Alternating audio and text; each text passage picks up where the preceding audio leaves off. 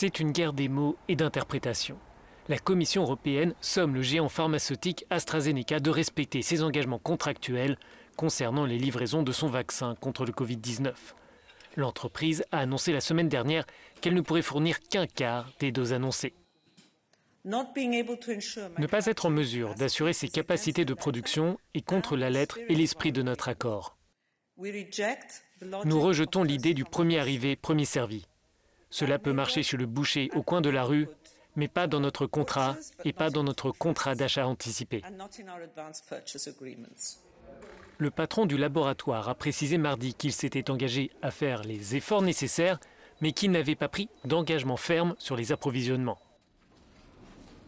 L'Union européenne estime que les 4 usines de production en Europe évoquées dans le contrat devraient être employées pour permettre les livraisons convenues.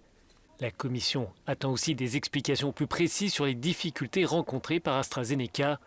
Les premières justifications de l'entreprise n'ont pas convaincu les 27. Pour les eurodéputés, il faut surtout plus de transparence des deux côtés.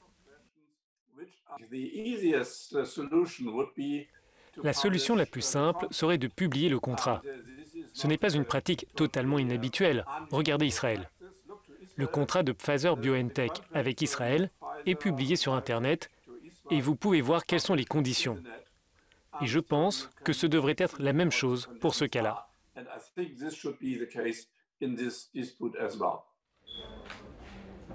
Le vaccin d'AstraZeneca n'a pas encore été approuvé par l'Agence européenne des médicaments. L'annonce est attendue pour la fin de semaine, mais cette épreuve de force publique a déjà porté préjudice aux deux camps.